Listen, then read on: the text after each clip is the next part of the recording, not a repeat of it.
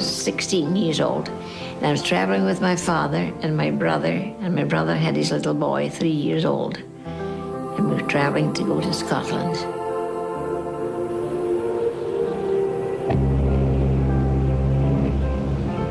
I was just 12, and we were going up the gangplank. Dad said to me, bend your knees, because I was very tall, and then you look smaller, and you look younger.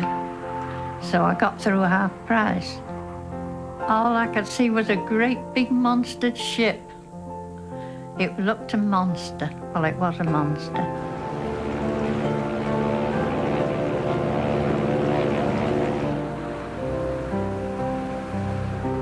Well, I was 4 years old then. I was ending my 8th year when I boarded the Lusitania. My father had deserted us, and my mother decided that perhaps it would be better if she went back to her parents in England. And that's why she sailed on the Lusitania with 6 children. I don't think she even knew that it was in danger.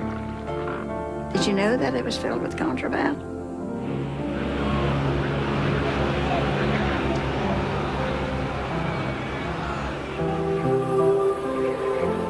Well, there's been some cover-up about that Lusitania. It was really murder, really. She left New York on May 1st, 1915, bound for Liverpool, one of the biggest and fastest ocean liners in the world.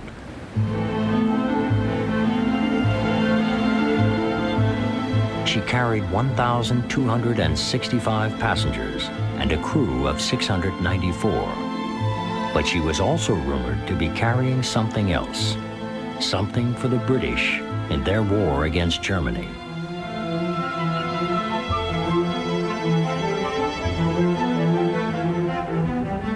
On May 7th, she reached the southern coast of Ireland. A little after lunchtime, in sight of land, she was hit by a single torpedo from a German U-boat.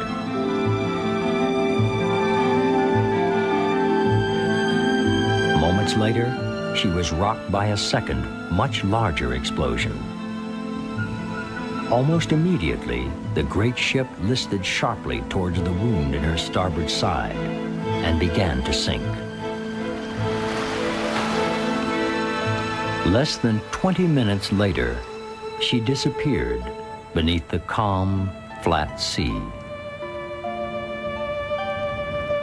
The Lusitania was gone, and 1,195 men, women, and children had gone with her.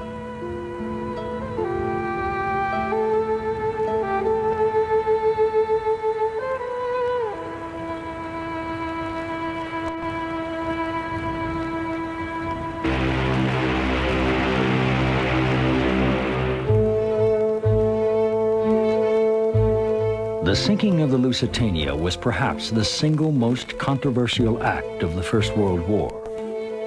Almost overnight, it cast England in the role of helpless victim and Germany as the ruthless villain. In the United States, outrage at the loss of American life helped propel this country into the war on Britain's side, even though no one really knew what sank the ship. But there have always been whispers that the Lusitania was not as blameless as she appeared. Some historians have speculated that when the Lusitania left New York, she carried a secret cargo of high explosives, and that when the German torpedo struck, those hidden explosives blew up and sank her. One thing is certain: when the Lusitania steamed into history, she left many unanswered questions in her wake.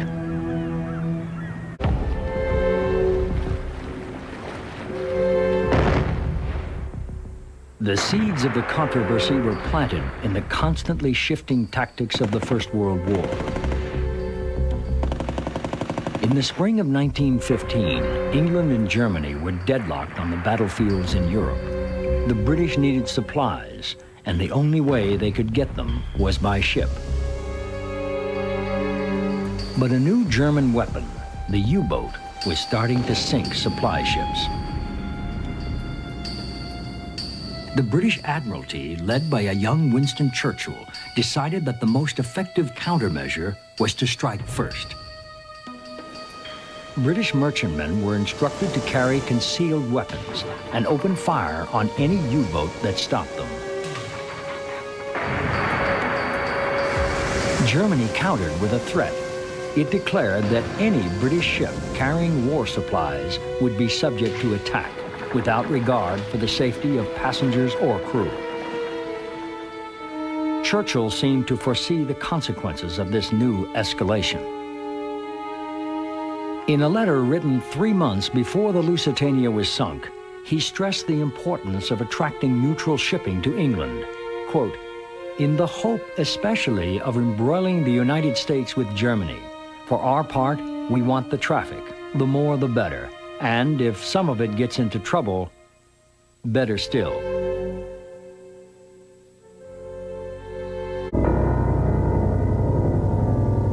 Travelers intending to embark on the Atlantic voyage are reminded that a state of war exists between Germany and Great Britain, and that travelers sailing in the war zone on ships of Great Britain do so at their own risk. The day the Lusitania was set to sail, this notice appears in the New York newspapers. Believing that the Lusitania is too big and too fast to be threatened by a submarine, the Cunard Line makes no attempt to alert passengers of the German warning. 9-year-old Edith Williams was traveling with her mother and 5 brothers and sisters. No, I don't think she even knew that it was in danger. If she did, she certainly kept it quiet. No, we never knew anything about it. No.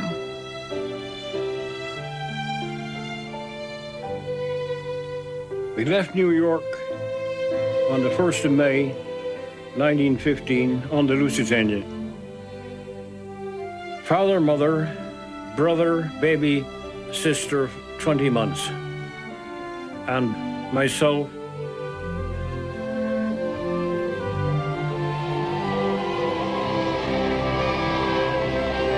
each time the Lusitania sails from New York, it is a glittering social event. On this voyage, bystanders might have caught a glimpse of millionaire Alfred Vanderbilt or theater impresario Charles Frohman, who once introduced a play called Peter Pan to American audiences. I remembered the band playing and people waving flags and at the docks as if it happened yesterday. You know, all this, it's all excitement. You know, this little girl who'd never seen anything like that in her life. And that, it was great, it was beautiful. On a dockside swarming with German spies, the Lusitania's cargo holds are loaded with last-minute provisions, including a few hundred cases of bullets and shrapnel shells hidden among barrels of cheese.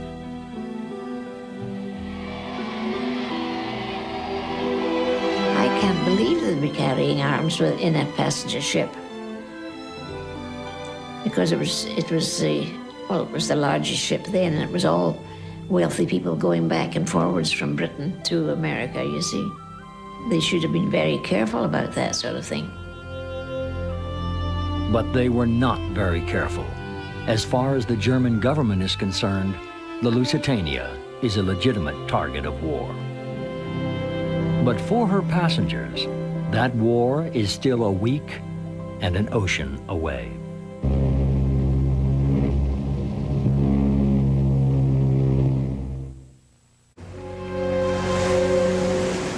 Wednesday, May 5th, 1915. A German submarine commanded by Captain Walter Schwieger surfaces in the waters just south of Fastnet Rock. U-boat 20 left Germany the day before the Lusitania sailed and has made her way around the west coast of Ireland.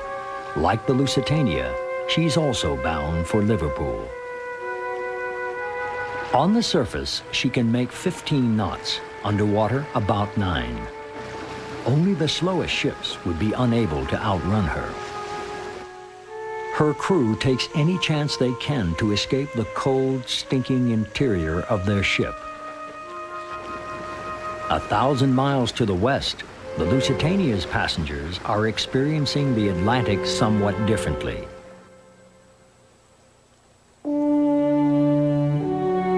She is 785 feet long and 88 feet wide midway between bow and stern.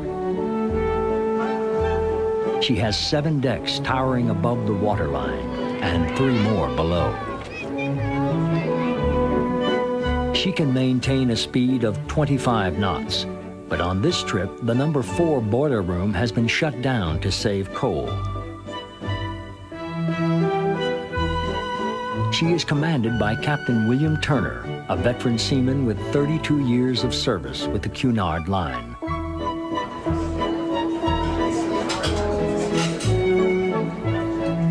Her 4 dining rooms can serve over 10,000 meals a day, and her first-class kitchen rivals the best in Europe.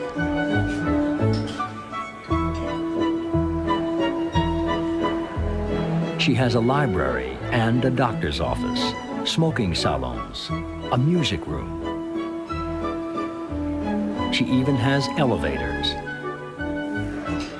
and a 2-story first-class dining room capped by an elegant dome. A floating palace, someone called her. But for 9-year-old Edith Williams, the Lusitania is a floating playground. I walked a lot on board on ship. I was in a new world. Really, can you imagine being in all this glamorous stuff? Alice Lynes was 18 years old, a nurse in charge of a 3-month-old baby named Audrey. It was just a gorgeous ship. It was like traveling in a hotel. We had dances, we had lovely meals. There was no talk of war at all with anybody. Only thing I remember fairly clear, every morning, Dad got me up early and we walked all around the Lusitania. It was good and we had a very calm voyage, no sea sickness. One thing I remember about the Lusitania was there I had my first drink of cold refrigerated milk.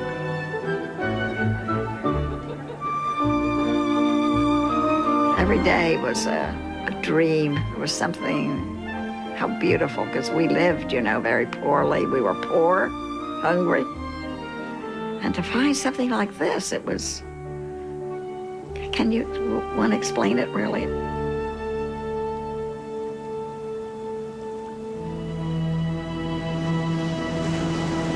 Wednesday, May 5th, evening. In the past 24 hours, the U-20 has sunk 1 ship, a schooner carrying some bacon, but she needed deck cannon and grenades to do it. The one time she attempted to fire a torpedo on this mission, it got jammed in the tube. Now she will have a second chance. At 8:30 that evening, Captain Schwieger spots a steamer through the fog. The U-20 fires 1 torpedo at point-blank range. This time, it clears the tube, but doesn't explode. The submarine's activity is reported to the Admiralty office in London, but no one quite knows what countermeasures to take, except watch and wait. 24 hours later, Thursday, May 6th, the Lusitania stands poised to enter British coastal waters and the war zone. The lifeboats have been swung away from the ship in the unlikely event they will be needed. After briefly attending a cocktail party with Charles Frohman and Alfred Vanderbilt, Captain Turner returns to the bridge to find a telegram waiting for him. Submarines active off south coast of Ireland. Minutes later, another message arrives. Avoid headlands, pass harbors at full speed, steer mid-channel course, submarines off fast net.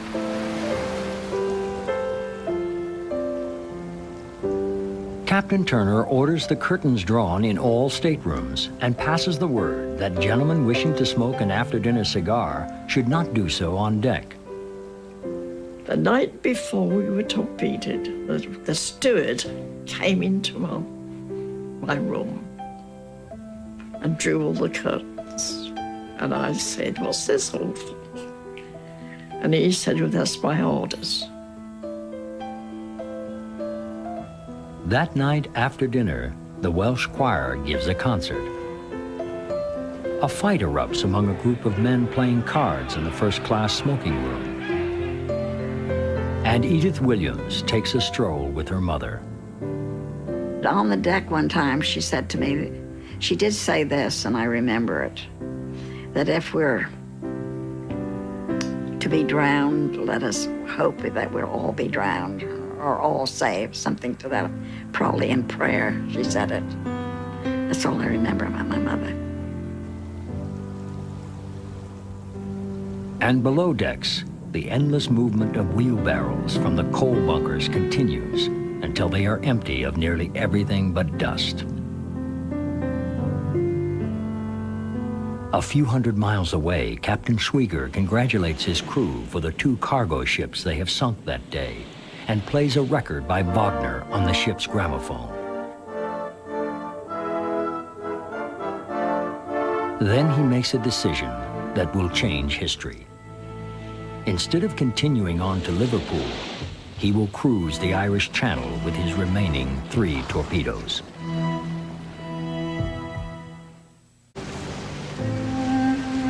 Friday, May 7th, 1915, shortly before 1 o'clock.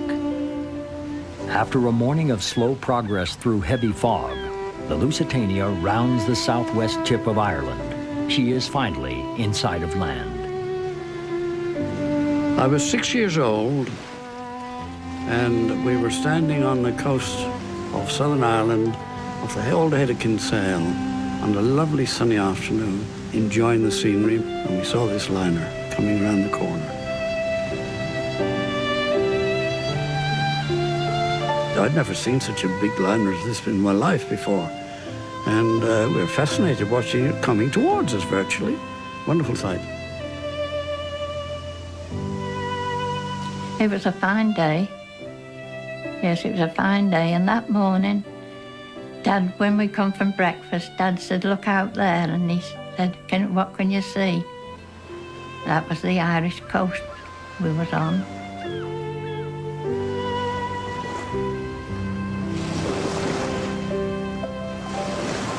About 15 miles away, U-boat 20 is running on the surface when a lookout spots 4 funnels on the horizon.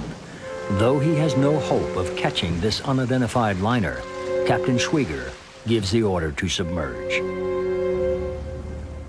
At almost the same moment on the bridge of the Lusitania, Captain Turner orders a turn to starboard toward Liverpool and puts his ship directly in the path of the onrushing submarine. Captain Schwieger cannot believe his luck.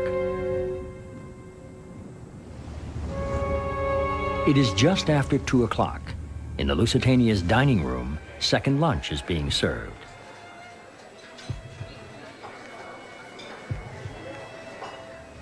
The Lusitania is 1,000 meters away from the U-boat and closing fast. At 700 meters, Captain Schwieger gives the order to fire 1 torpedo.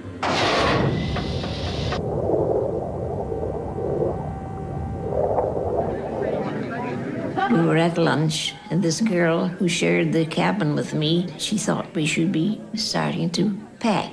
So, of course, I left the table and went with her to the cabin, and we were just inside when there was this noise.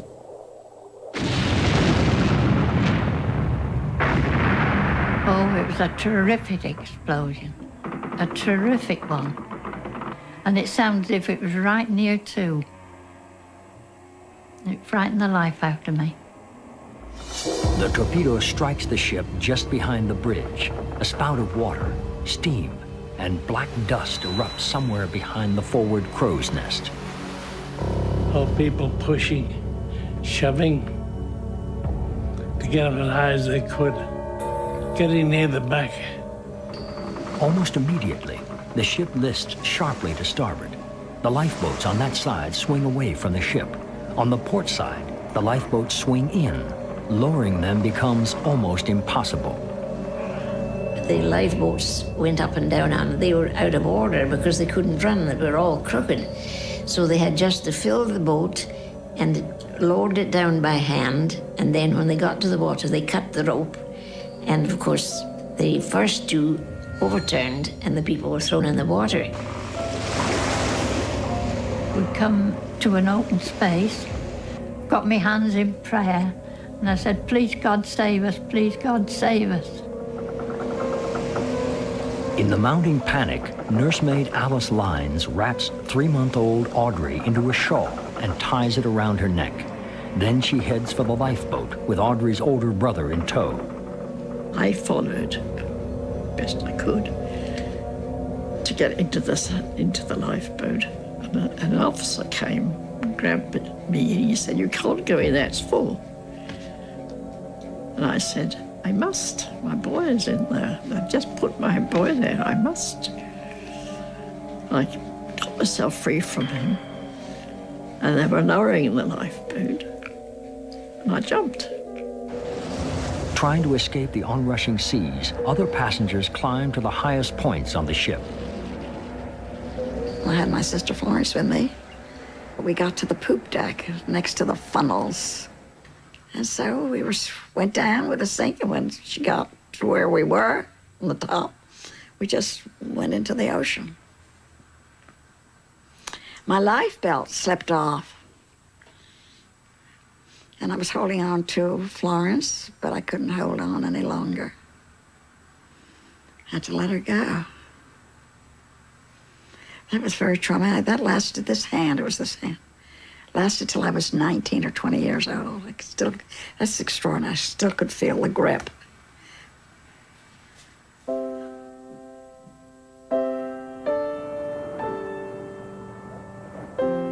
And very gradually, the bows went down, and as the bows went down, the stern came up until the propellers were out of the water, and she was quite clear of the water. And at an angle, I would think, of about 45 degrees, she sat poised, and then as if just on the slide, she slowly slid down, quite dramatically, below the waves. The sea was boiling, and the liner disappeared.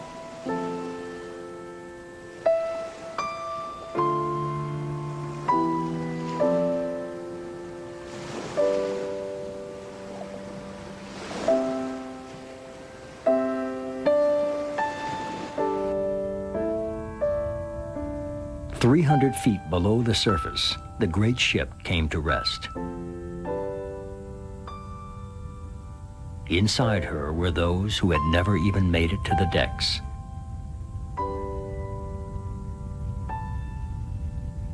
When the power failed and plunged the ship into darkness, they were trapped in the boiler rooms, the cargo holds, the second-class cabins, the first-class elevators.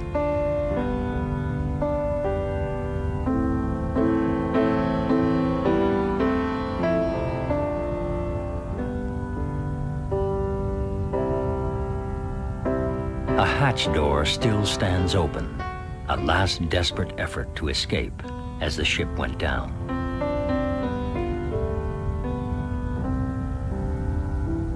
Off to one side, part of a woman's shoe.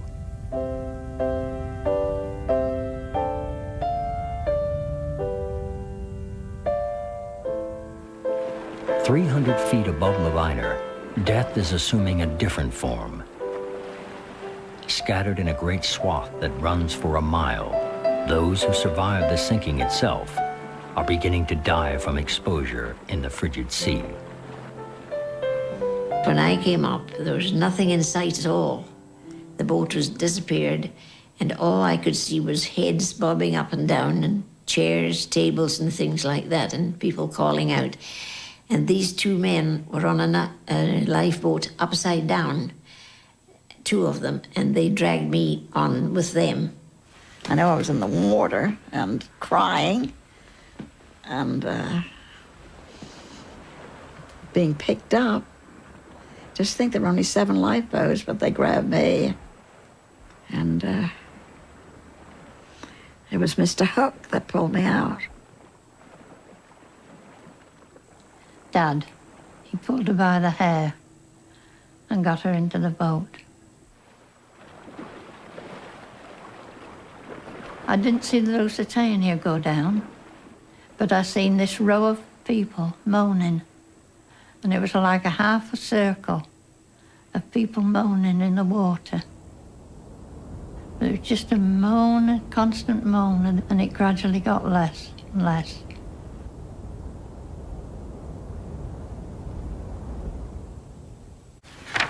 In the haste to find answers and assign blame, the human stories have been largely forgotten.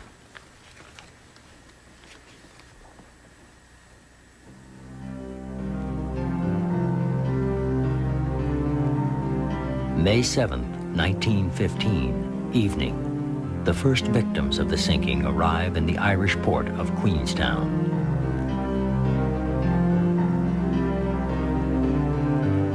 By the following morning, the Lusitania has made headlines everywhere around the globe.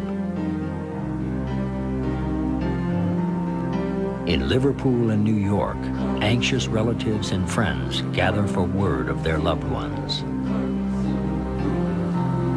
The sea has been remarkably democratic in who it claimed.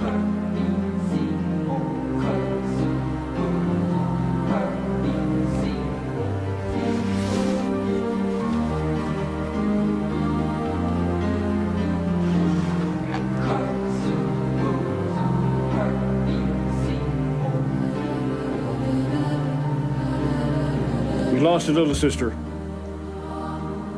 20 months old. I suppose she was drowned as soon as she entered the water, I expect. There wasn't much chance of a little girl like that, was it? Gradually, the dimensions of the disaster become apparent. Of the 1,959 people aboard the ship, there are only 764 survivors. The Cunard Line offers a cash reward for the bodies that have started to float ashore as far away as Wales. Only 289 are recovered.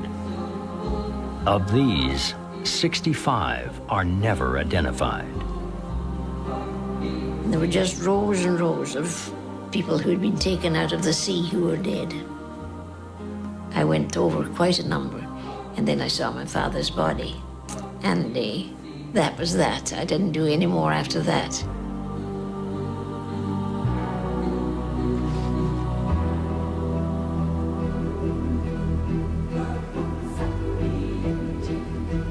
When we arrived in Queenstown, and they told me I cried for my mother all night, wondered where she was, and you know, a little girl naturally would want to know where her mother was. So they said, oh, she's probably perhaps in another hotel, etc. So, but she was never found, like 1,000 other people. Sir, the following message is copying ink pen on brown paper enclosed in a bottle, was picked up near Waterford on the 18th and delivered to me today. Quote, no other papers to be got. Going down with Lusitania. Torpedoed off Old Head Kinsale. M. McManus. Goodbye.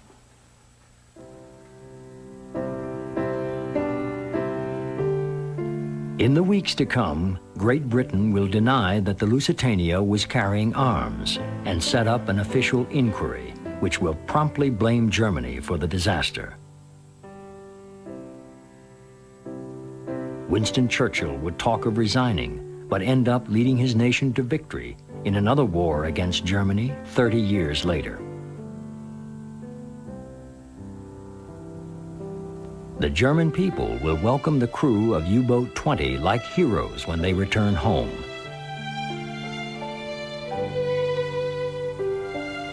And in the United States, there will be an immediate outcry for a declaration of war against Germany. But nearly 2 years will pass before that happens.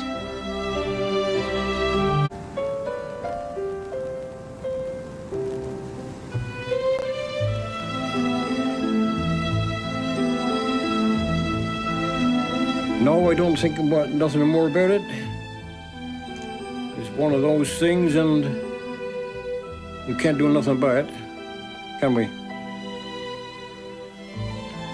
It was a bad day for we, but I think we was very fortunate in saving 4 lives out of 5.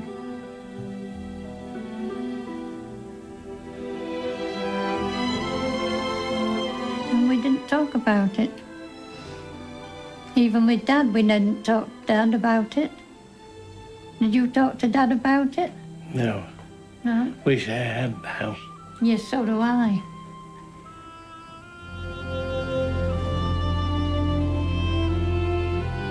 Oh, yes, this is my baby. That's right. 79 years have passed since Alice Lyons wrapped 3-month-old baby Audrey in her shawl and jumped for a lifeboat. She's a very dear, close friend, and it means a great deal to me because she saved my life. You did cry a lot. There's no doubt about it. You were a crybaby. Crybaby, yes. You did tell me that, I must say. Yes.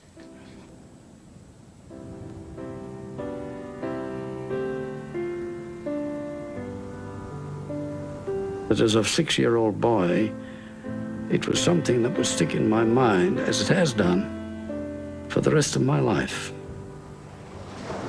And although time fades and the little grey cells get worn out, I can still sit here now and see that liner just sliding beneath the waves.